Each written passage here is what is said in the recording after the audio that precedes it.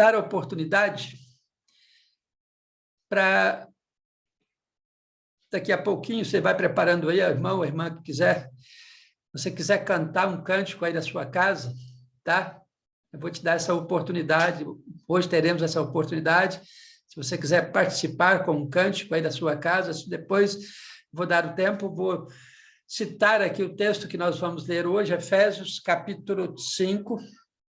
Efésios, capítulo 5, versos 33, Efésios capítulo 5, verso 33, e depois do capítulo 6 até o verso 4, para nossa meditação nesta noite. Antes, porém, eu quero dar avisos, né? Que domingo pela manhã temos o culto, às 8 horas, às 9 horas, a escola bíblica, e às 19h30, culto evangelístico à noite. Queremos convidar a todos que estão nos ouvindo e aqueles que, porventura, poderão também nos ouvir depois. Eu vou proceder à leitura aqui. Depois da leitura, você pode cantar, se você quiser, é só me pedir aqui, me avisar que eu vou te dar a oportunidade de você cantar. Efésios capítulo 5, verso 33, capítulo 6 até o verso 4.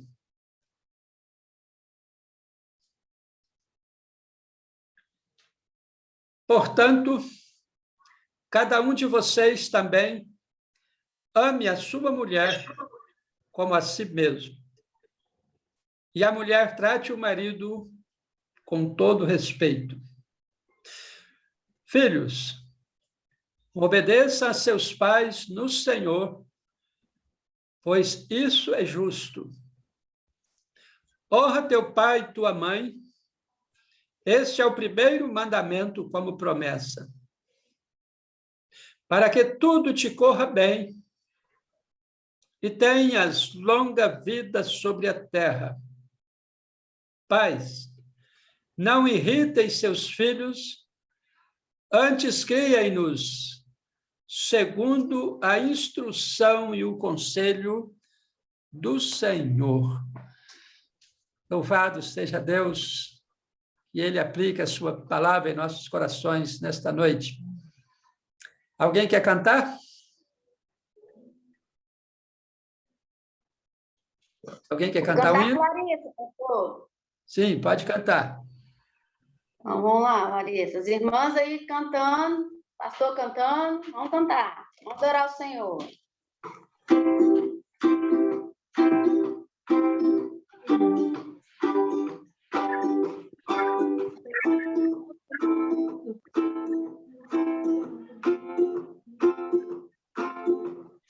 Eu sei que nunca me deixou, eu sei. Sempre comigo, lembrando o meu coração. Não eu sei que todas as noites tudo bem para acalmar a minha mente, pondo no meu coração que eu sou solteiro. Chururu, chururu.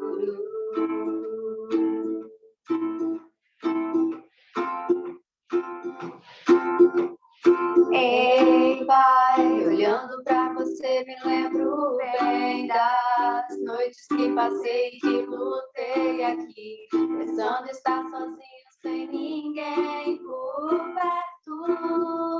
E eu, mesmo tão sozinho, não desanimei, pois sabia que cuidaria de mim mesmo sem eu merecer, me daria sua mão. Chururu, chururu.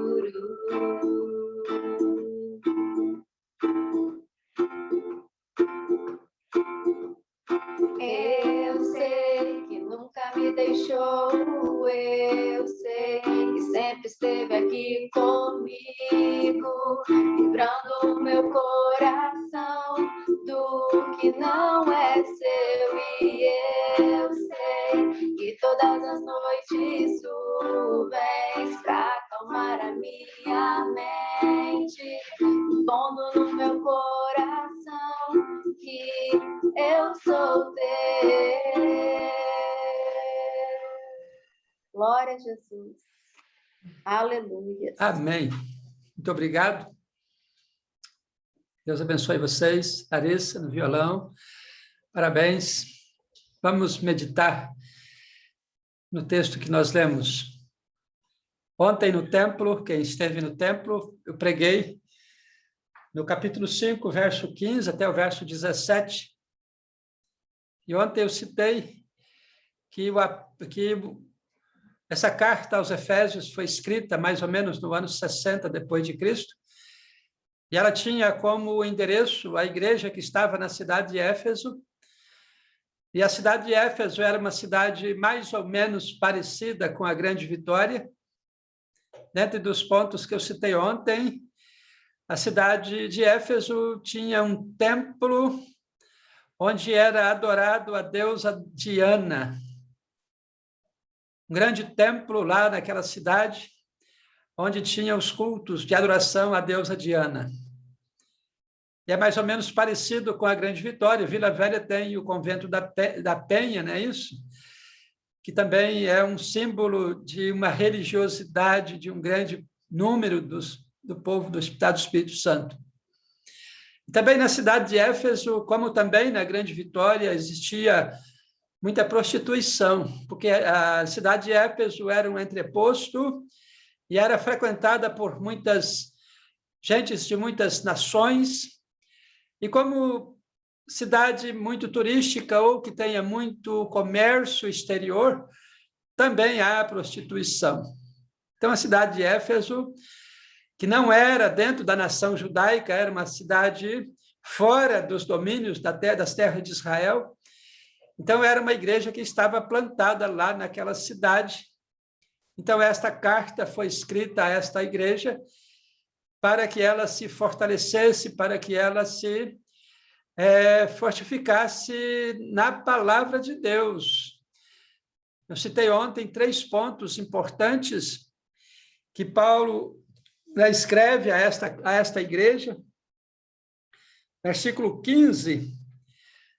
Primeiro ponto importante que eu citei ontem no culto, repito aqui, é que os crentes daquela cidade deveriam ter cuidado da maneira Pastor, como eles estavam vivendo. Ter cuidado para não tropeçarem nas coisas que o mundo oferece. Como é também o nosso caso hoje, nós precisamos ter cuidado para nós não tropeçarmos nas coisas que o mundo oferece.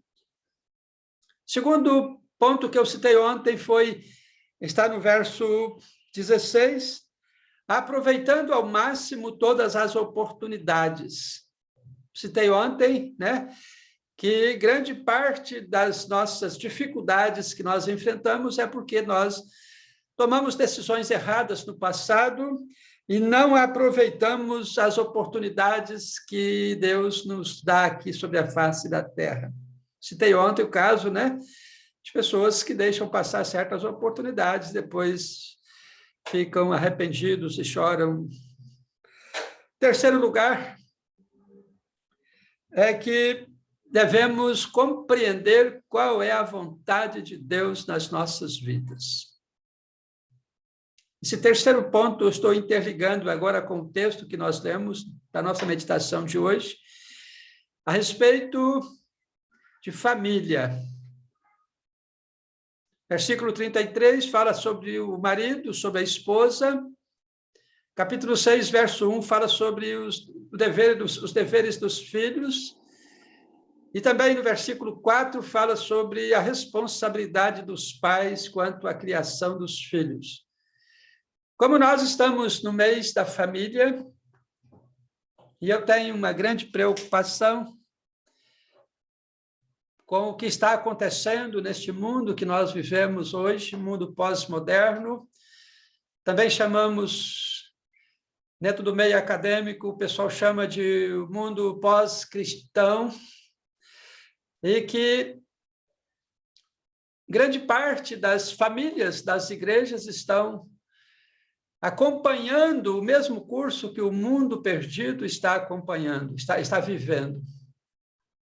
Então, a nossa preocupação, nós, os líderes das igrejas, temos estado preocupados, e no mês da família eu trago para a nossa reflexão, eu não estou aqui pré-julgando ninguém, nenhuma família, e aqui eu quero dizer também, deixar bem claro, porque existem as famílias hoje diferentes do que o que a gente pensa, né? O que a gente acha que é o modelo mais certo.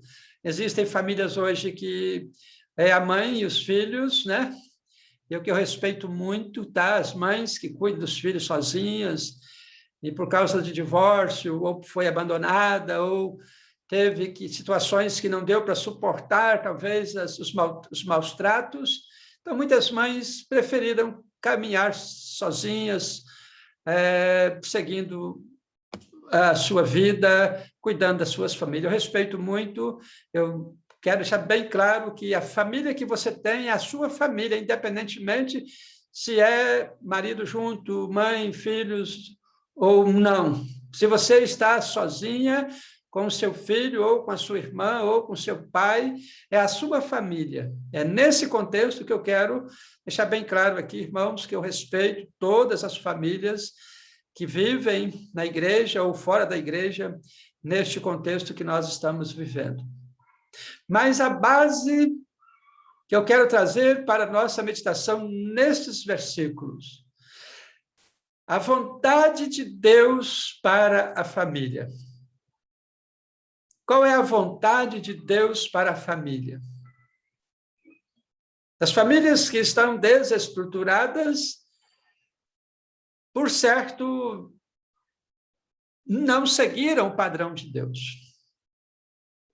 E eu não estou culpando A ou B, mas falhamos. Quando a família não vai bem, é porque nós todos, a família toda falha. Não é a culpa só do marido, ou só da esposa, ou só do filho, ou só dos pais. É que eu fiz questão de citar aqui 4 classes de pessoa. O marido, a esposa, os filhos e os pais. Deixar bem claro que a minha vontade aqui é trazer a nossa reflexão, a responsabilidade de cada um dentro daquilo que Deus quer. Qual é a vontade de Deus para a sua família? Qual é a vontade de Deus para a minha família? Nem sempre as coisas acontecem do jeito que a gente gostaria que acontecesse. Talvez pelos nossos erros do passado. Isto nós precisamos trabalhar também no sentido de que isso tem uma forma de consertar. No rodapé da minha Bíblia, eu estava observando aqui, está dizendo assim: conforme admitimos a natureza de nossos erros e buscarmos fazer as pazes com os nossos queridos, podemos começar a restabelecer uma atmosfera familiar caracterizada por amor e submissão mútua.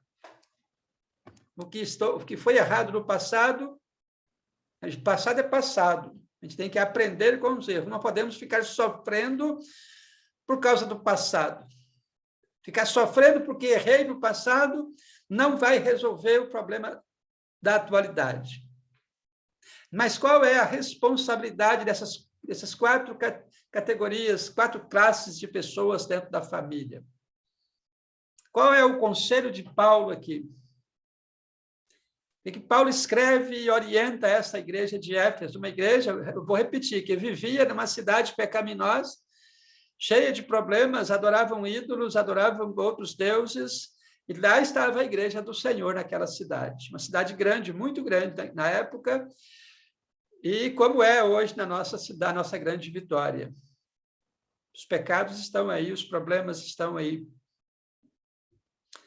Essa semana eu estava lendo que agora os divórcios, eu estava lendo, eu não confirmei esta informação, que os divórcios agora estão sendo praticados até mesmo pelo WhatsApp. Liga o WhatsApp com o cartório, entre os três lá na tela do WhatsApp, e começa a conversar sobre o divórcio, e ele resolveu o divórcio, está divorciado, de tão fácil que está. Então, a nossa reflexão: qual é a vontade de Deus para a família? Onde entra a minha responsabilidade? É onde entra a sua responsabilidade. O que Paulo diz aqui no texto que nós lemos, verso 33? Portanto, cada um de vocês ame a sua mulher como a si mesmo. É o que está lá no versículo 25, não é isso, maridos? Ame cada um a sua mulher, assim como Cristo amou a igreja e entregou por ela para santificar. Nesta dificuldade que o inimigo tem tentado desviar a atenção, desconstruir o que a palavra de Deus diz sobre a família, a responsabilidade do marido. A responsabilidade é amar, e amar é dar-se ao outro. E aqui, Paulo, lá no versículo 25, ele cita o caso entre Jesus e a igreja, o amor de Jesus Cristo e a igreja. É um exemplo máximo, é o ápice de um exemplo que não tem como mais encontrar outro exemplo maior. É Jesus Cristo deu a vida pela igreja. Assim também nós, os maridos, precisamos, se for necessário, morrer pelas nossas esposas. Eu já falei isso na igreja algumas vezes, que, na minha concepção, meu entender diante da Bíblia, diante da responsabilidade que tenho diante do Senhor como pastor, como líder de uma igreja, é de que a esposa é mais importante do que os filhos. Essa é a minha concepção bíblica sobre o relacionamento entre marido e mulher.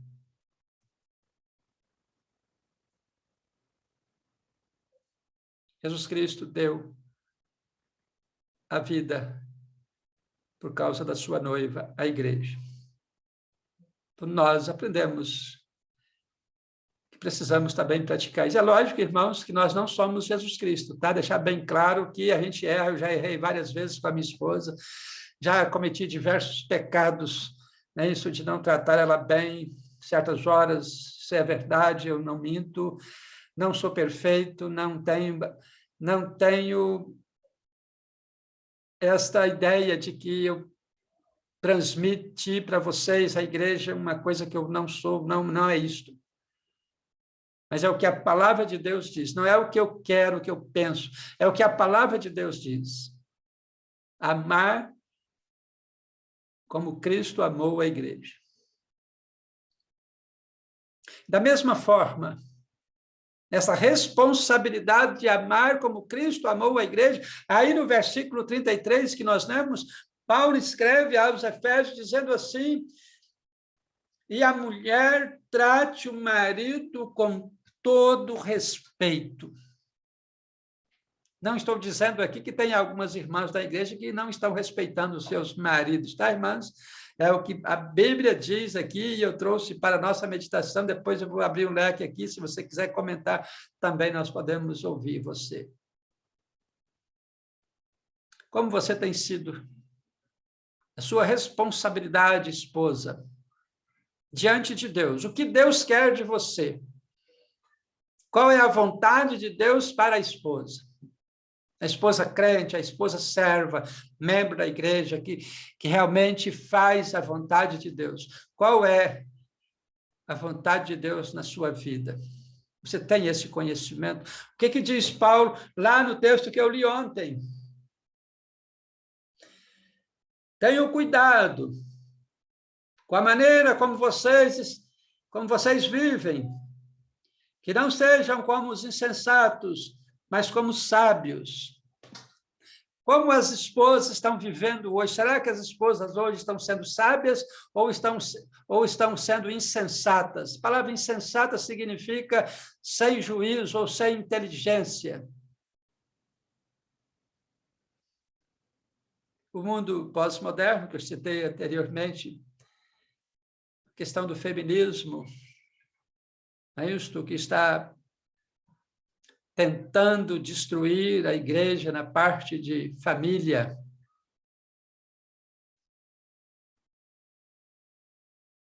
Ele está trazendo problemas para muitas igrejas. Muitas igrejas. E eu quero pensar com você, minha irmã.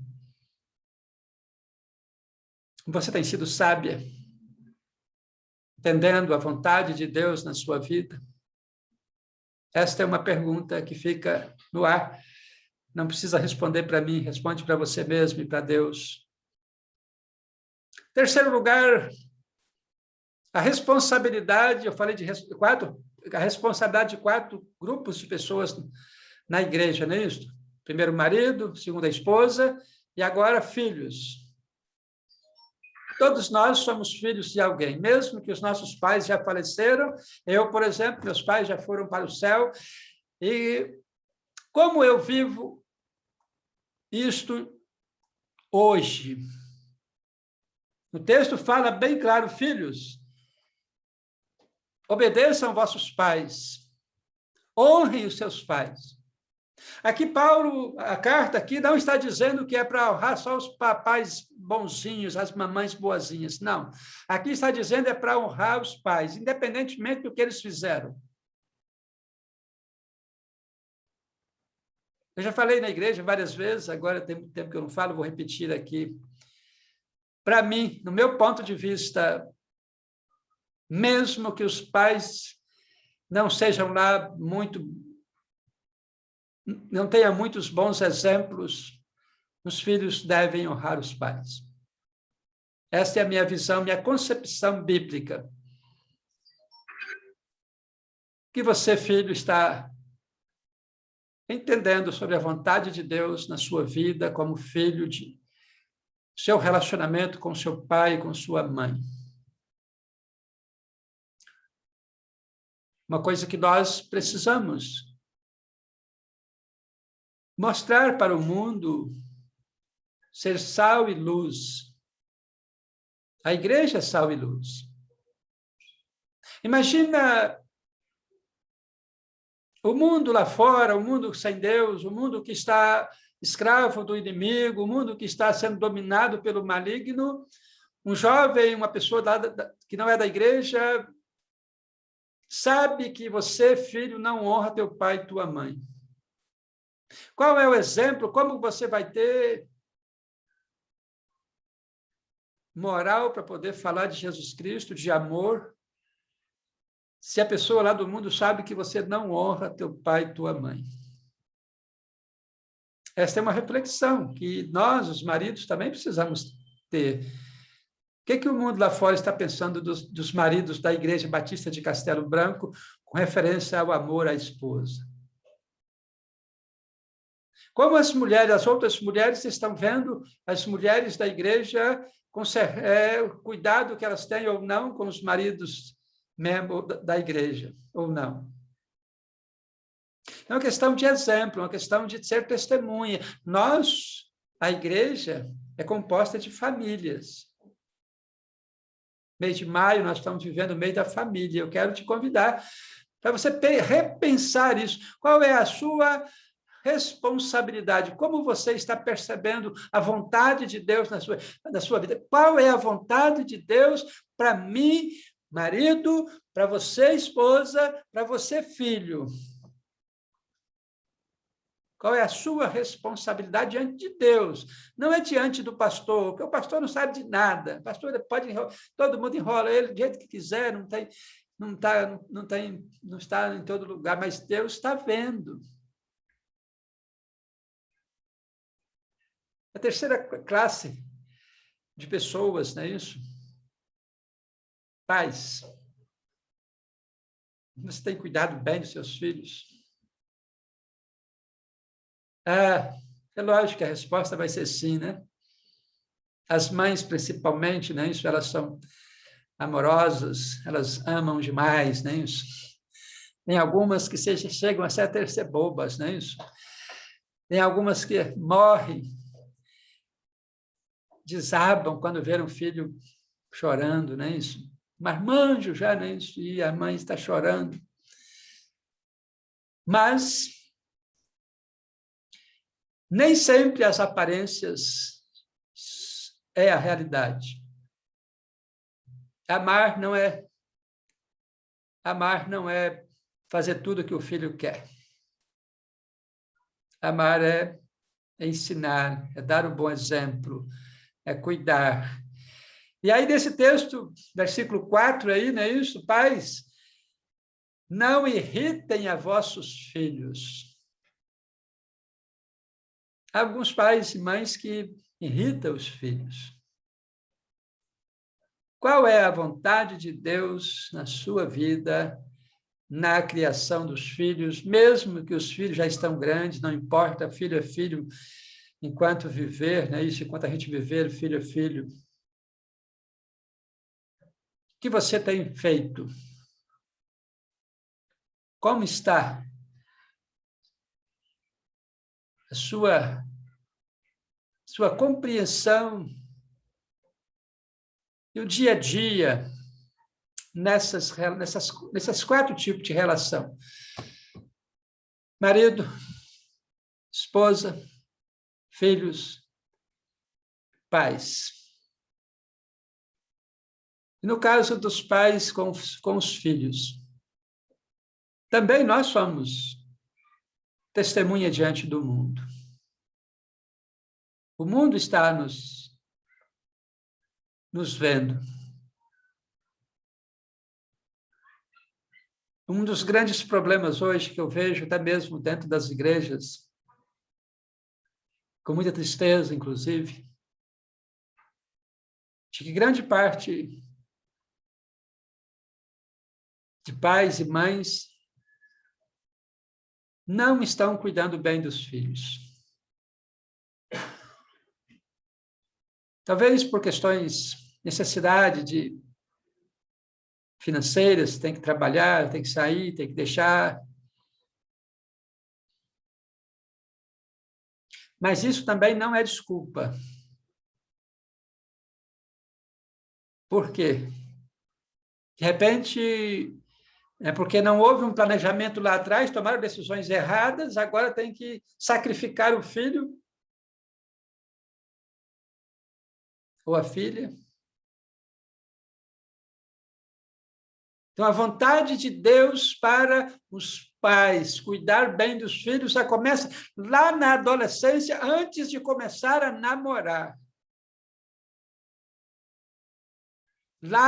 Repito, lá na adolescência, antes de começar a namorar, é que você já começa a cuidar bem dos seus filhos, que vão acontecer no futuro, se Deus permitir, se você também desejar.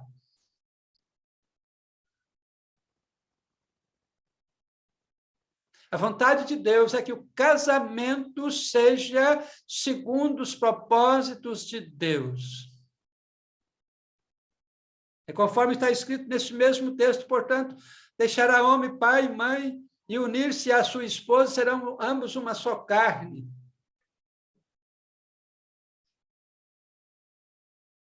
Então, a reflexão nos que está acontecendo hoje, muitas crianças, muitos adolescentes estão mal cuidados. Dá para perceber a tristeza, a angústia. No mês da família, eu estou falando isso para a igreja, eu estou falando isso para estar trazendo à nossa memória o que é que nós podemos fazer. Qual a minha responsabilidade como pastor? é ensinar, é falar, não me calar, não vou calar nunca. Enquanto eu estiver fôlego de vida, enquanto Deus me permitir falar, entender, nós precisamos, como igreja do Senhor Jesus, estar atentos ao que está acontecendo. O mundo jaz no maligno. A sociedade tem andado por caminhos que não são os caminhos do Senhor. Que nós agora, mesmo nós que já erramos no passado, o que nós podemos fazer daqui para frente? Primeiro, buscar na Bíblia, entender qual é a vontade do Senhor para nós nesse assunto. Segundo lugar, devemos procurar melhorar sempre. Ouvir conselhos, mesmo que de pessoas mais novas, mesmo que filhos que te chamar para conversar, para te dar conselho, ouça. Feche a boca e abre os 2 ouvidos para ouvir.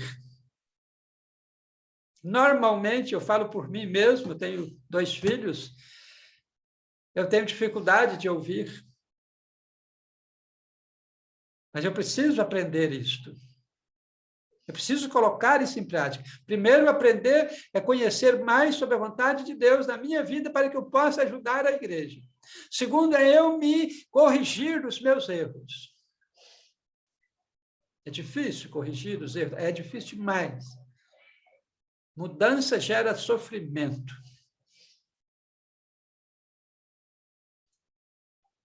Mas nós precisamos mudar para abençoar as novas gerações, para abençoar as nossas famílias. Eu vou parar por aqui, dar um espaço, se alguns irmãos que estão aí quiser falar, quiser perguntar alguma coisa, dar alguma ideia, eu estou aqui para ouvir também, nós podemos conversar. Se você quiser, você pode abrir o microfone aí e falar.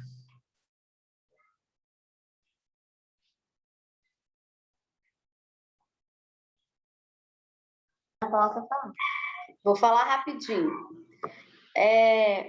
Aqui o primeiro versículo, né, que o pastor disse em relação aos maridos cuidarem e amarem das esposas, a gente vê uma sobrecarga muito grande das mulheres, né, em relação aos seus lares, muita negligência dos nossos maridos como sacerdotes. E aí, automaticamente, a gente acaba ficando sobrecarregado e tomando a frente, né? Então, quando o marido consegue exercer o papel dele de sacerdote do lar, cumprir o sacerdócio dele, tomando as rédeas, tudo fica mais fácil, né? E hoje a gente vê em todas as igrejas essa negligência dos homens em relação, né, a postura com os filhos. Hoje, se pegar 100 homens de igreja, 20% vai sentar e ler a Bíblia, estudar a Bíblia com os filhos. Normalmente é uma tarefa que é nós mulheres que temos feito, né? E aí a gente vê essa inversão de valores, de papéis. Eu lembro da minha infância, os pais eram que convocavam essas reuniões de culto domésticos, né, e tal. Então, a sociedade hoje, de certa forma, influenciou, né, os nossos maridos a deixar tudo por nossa conta. E aí a gente acaba, né, não se sentindo tão amadas por eles, tendo que fazer tudo sozinhas. O segundo ponto que é muito interessante sobre os filhos, que é um mandamento do Senhor, que a gente obedeça os nossos pais, e é um mandamento que tem 2 promessas para os obedientes, né? Um mandamento com promessa. Aquele diz o seguinte, ó, faça isso, né? Obedeça os seus pais, a fim de que tudo corra bem para você. É a primeira bênção desse mandamento. E o segundo é que para que se prolongue os dias, né, na terra. Então, você vai se dar bem e ainda vai viver muito tempo se dando bem, né? Seria essas duas promessas, né? Que a gente tem obedecendo aos pais. E é difícil obedecer aos nossos pais, porque vivemos um tempo cheio de informações, aonde a gente não aceita tudo que os nossos pais falam mais, a gente, como filhos, né? Nós questionamos a atitude dos nossos pais e nós não queremos, como antigamente, né? Somente abaixar a cabeça quando eles falam. Automaticamente a gente ensina isso para os nossos filhos, porque quando nós, como pais, não honramos nossos filhos, nós estamos ensinando para os nossos filhos a não nos honrar depois. Então, é um mandamento com promessa, mas é um mandamento que tem um peso muito grande quando a gente não cumpre, né? E o terceiro ponto é essa situação, né? Pais, não irritem os seus filhos. A Larissa estava até rindo aí, tá vendo, mãe? Não pode me irritar. Mas os filhos só são irritadinhos quando eles não obedecem a gente, né? Se a gente mandar eles obedecer, não tem irritabilidade. A irritação vem com a desobediência, é outro pecado agregado junto.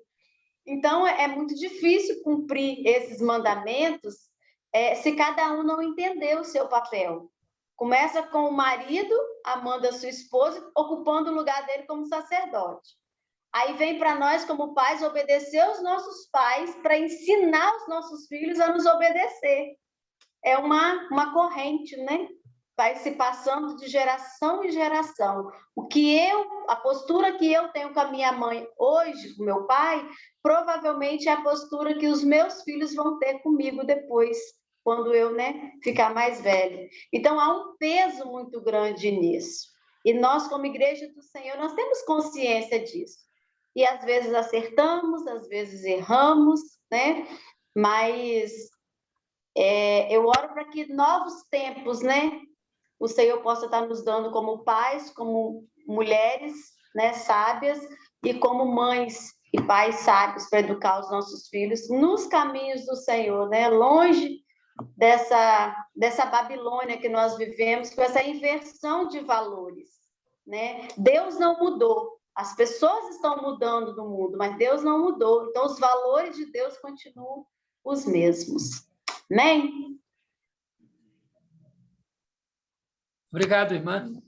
Ana Paula, você quer falar? Eu concordo com a... Eu estava até rindo aqui na questão dos filhos irritadinhos, né? Irritados mesmo, quer ver quando eles ficarem adultos, né? Que aí sim, eles aí vão se achar, né, o autossuficientes, mas uma palavra muito forte, né, o que a Rosinei colocou, e a gente já tinha ouvido isso antes, é que a postura dos filhos com relação a nós é a mesma postura nossa com relação aos nossos pais, né? Isso fica gravado, né? Será que eu fui uma boa filha para minha mãe?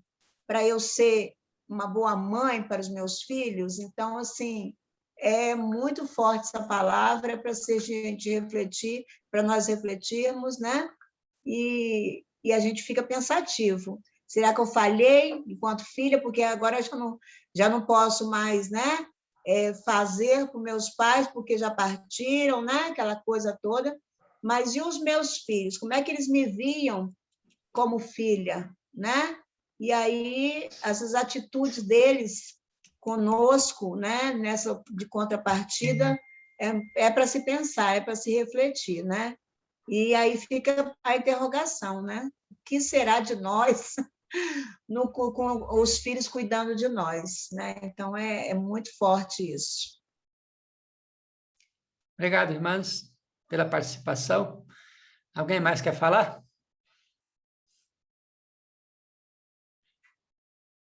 Nós sabemos, irmãos, que nós estamos vivendo dias difíceis, tá?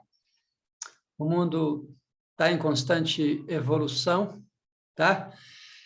O pecado está multiplicando também, não é isso? A igreja, nós estamos vivendo um contexto hoje diferente de que nós vivíamos há 50 anos atrás, né, quando eu era criança. É isso que a irmã Rosinei disse a respeito da responsabilidade dos homens, dos maridos, né? Que ia ser o sacerdote do lar, o provedor, né? Isso e tal, as esposas ficavam mais em casa. Hoje mudou, não é isso? Essa situação. Porém, isto não muda a palavra de Deus, tá, irmãos? Eu não gosto, não posso, não sou, não gosto, não posso ser machista, não é isso? Achar que as mulheres têm que ficar só no fogão e no tanque, não é isso não. Quando eu casei, a minha esposa trabalhava fora, não é isso? Há 37 anos, minha esposa trabalhava fora. Um ano depois, ela saiu porque quis. Não é isso? Então, eu não sou contra as mulheres trabalhar fora. Pelo contrário, se for necessário, é melhor que trabalhe fora, porque para ajudar. Mas não podemos concordar com o que está acontecendo, deixar os filhos para lá, ok? Tem que cuidar dos filhos. Filho é herança do Senhor. E não é só a responsabilidade das mulheres. O que a irmã Rosinei disse a respeito, eu faço uma comparação hoje, uma grande parte dos maridos estão deixando a responsabilidade para as mães educar os filhos. É igual os pais estão deixando a escola pública educar os filhos deles nas escolas. Não, a educação é os pais que dão. A escola ensina matemática, português, essas coisas assim. Não é isso?